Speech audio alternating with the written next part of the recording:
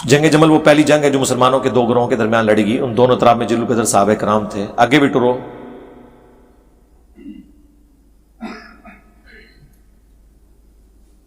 جو لوگ شہید ہو گئے ان کا کیا ہوگا؟ میرے بھائی جنگ جمل کے اوپر میری ویڈیو دیکھ لیں. ہم یہ سمجھتے ہیں کہ حضرت علی کا گروہ حق پہ تھا. احادیث کی روشنی میں مخالفین جو ہیں ان کی غلطی اجتہادی ہے، کیونکہ حضرت عائشہ نے بھی بعد میں معذرت کر لی، حضرت طلحہ زبیر نے بھی معذرت کر لی، طلحہ نے بھی جنگ چھوڑ دی، مروان نے انہیں قتل کر دیا. مستقل حاکم میں آتا ہے کہ گھٹنے میں تیر مارا کہ یہ جنگ چھوڑ کے جا رہا ہے، اس کی وجہ سے ہم جنگ ہار جائیں گے. وہ ہار بھی گئے. حضرت زبیر کے بارے میں تو ہے کہ حضرت علی نے انہیں فرمایا کہ تمہیں یاد ہے جو المستدرک للحاکم میں ہے، مسند احمد میں، کہ تم سے نبی علیہ السلام نے فرمایا تھا کہ تم ظالم ہوگے. اس وقت یہ ظالم کے الفاظ ہیں کہ تم علی کے خلاف تلوار اٹھاؤ گے. تو انہوں نے کہا مجھے تو بھلا دیا شیطان نے. وہ جنگ چھوڑ کے چلے گئے. حضرت علی کا ایک فوجی تھا ابن جرموز جو بعد میں خارجی ہو گیا، اس نے جا کے حضرت زبیر کو قتل کیا. حالانکہ مصنف ابن ابی شیبہ میں موجود ہے، حضرت علی نے فرمایا جو جنگ چھوڑ جائے اس کا پیچھا نہیں کرنا. ہمارے نزدیک تو حضرت طلحہ زبیر کو جنگ چھوڑ دینی چاہیے تھی، حضرت علی کی طرف آ جانا چاہیے تھا. جب حق پتہ چل جائے پھر نیوٹرل تو نہیں ہونا چاہیے. آج کل نیوٹرل لفظ بڑا خطرناک ہوا ہے، بلکہ خطرے ناک ہوا ہے. حق کا ساتھ دینا چاہیے تھا. لیکن بہرحال وہ جنگ چھوڑ گئے. اور حاکم کے اور مسند احمد کے الفاظ ہیں. حضرت علی کو جب پتہ چلا تو فرمایا کہ صفیہ کے بیٹے کے قاتل کو جہنم کی بشارت دو، کیونکہ میں نے رسول اللہ سے سنا تھا ہر نبی کے کچھ حواری ہوتے ہیں، خاص ساتھی، اور میرا حواری زبیر. یہ حضرت علی نے اپنا اجتہاد کیا ہے. نبی اسلام کی کوئی حدیث نہیں ہے کہ زبیر کا قاتل جو ہے وہ جہنم میں. یہ حضرت علی کی شرافت ہے. مصنف ابن ابی شیبہ میں اور فضائل صحابہ احمد بن حنبل کی کتاب میں ہے، حضرت علی کہا کرتے تھے میں اللہ سے امید کرتا ہوں کہ یہ جو قرآن کی آیت ہے سورۃ الحجر کی کہ قیامت والے دن اللہ تعالیٰ ان کے دلوں سے ایک دوسرے کے خلاف غل کینہ نکال دے گا، اور یہ آمنے سامنے تختوں پہ بیٹھے ہوں گے، تکیوں پہ ٹیک لگائے ہوئے. یہ میرے عثمان، طلحہ اور زبیر کے بارے میں کہ اللہ تعالیٰ ہمارے دلوں میں کوئی ایسی بات ہے تو نکال دے گا. مصنف ابن ابی شیبہ میں تو حضرت طلحہ اور زبیر کا ذکر ہے. فضائل صحابہ احمد بن حنبل کی کتاب میں جو طریق ہے اس میں حضرت عثمان کا بھی ذکر ہے. باقی میرا کربلا والا ریسرچ پیپر آپ پڑھ لیں. تو حضرت علی نے اس حوالے سے مسئلہ صرف اہل صفین کا، اور اس میں بھی جو امیر صفین ہے ان کا، امیر شام کا ہے، وہ آپ میری ویڈیوز دیکھ لیں. ہم تو یہ ٹاپک دفنا چکے ہیں. میں اکثر فیس بک پر پوسٹ کرتا ہوں صرف 17 رکھتے ہیں جن کا حساب لیا جائے گا، باقی کا ثواب ملے گا. لوگ وطر کے بارے میں کوشچن پوچھتے ہیں.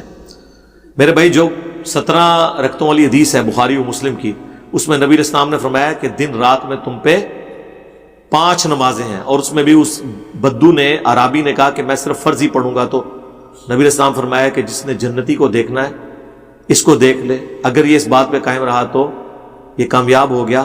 اس میں چھٹی نماز کا ذکر نہیں ہے. اب رہ گئی وطر. وطر کی نماز سنت موقدہ ہے. یہ حقیقت ہے کہ فجر کی 2 سنتیں اور عشاء کے 3 وطر یہ سب سے زیادہ تاکیدی سنتیں ہیں، لیکن فرض پھر بھی نہیں ہے. یہ واجب تو ہے ہی نہیں. یہ واجب علماء کی ٹرم ہے. احادیث میں فرض اور نفلی نماز آیا ہے، اور بعض اوقات فرض کے لیے واجب کا لفظ آتا ہے. ٹائم قیامت تک ہے. وطر واجب ہے، یہ دکھائیں. ہم آپ کو دکھاتے ہیں. ترمذی میں ہے، سنن دارمی میں ہے. مولا علی علیہ السلام کہتے ہیں وطر سنت ہے، سنت ہے، سنت ہے. تسی کہہ دو واجب ہے، واجب ہے، واجب ہے. تو آڈے باوے دی منی ہے، یہ چھوٹی چھوٹی باویاں دی منی ہے کہ مولا علی دی منی ہے. اور پھر حضرت علی نے ساتھ فرمایا لیکن اسے مت چھوڑو. یعنی یہ تاکیدی سنت ہے، کوشش کرو اسے کر لو. لیکن 3 دفعہ کہا کہ سنت ہے، یعنی میرا تاکید دلانا اس کو فرض نہیں کر رہا، رہے گی سنت. جس طرح میں لوگوں سے ریکویسٹ کرتا ہوں یار ننگے سر نماز ہو جاتی ہے، لیکن یار ٹوپی پہن لیا کرو. اب اس کا مطلب کیا ہے؟ ٹوپی واجب ہے مرد کے لیے؟ نہیں. ہاں عورت کے لیے وہ سر ڈھانپنا واجب ہے. ابو داؤد میں حدیث ہے جو عورت بالغہ ہو ننگے سر نماز پڑھے اس کی نماز قبول نہیں ہوتی. تو وطر کا آپ ان کو بتایا کریں کہ یہ سنت ہے. ترمذی کی حدیث وطر سنت ہے، سنت ہے، سنت ہے، مگر اسے مت چھوڑو. وہ آپ شیئر کروائیں اور بتا دیں کہ حضرت علی نے یہ ترغیب دلائی اور کہا اسے سنت ہے. اب ٹائم قیامت تک ہے. جو تمہارے بابے تمہیں کہتے رہے کہ 3 وطر واجب اس رات دے، یہ کتنے لکھے ہے؟ ہاں تو پڑھیں. ہم تو پڑھتے ہیں الحمدللہ. صاحب کا یہودی عالم صحابی رسول حضرت عبداللہ بن سلام کا مختصر تعارف. آخر کیا وجہ ہے کہ یہودی حق قبول نہیں کرتے تھے، حالانکہ اس کے برعکس نصرانی جلد یہودی اس لیے حق قبول نہیں کرتے تھے کہ ان کے اندر علم کا ایک تکبر تھا. نصرانی، یہ قرآن میں بھی اللہ تعالیٰ نے فرمایا ان میں قسیسین ہے اور رہبان ہے، خوف خدا رکھنے والے لوگ تھے، اللہ والے لوگ تھے، تکبر نہیں تھا، جاہل تھے لیکن کوئی راستہ نظر نہیں آ رہا تھا.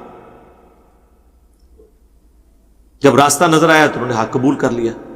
جس طرح بریلوی بیچاروں کے پاس علم نہیں ہوتا، جب انہیں ایک چیز نظر آئی انہوں نے حق قبول کر لیا. اس کے مقابلے پہ یہودی، وہ نعوذ باللہ،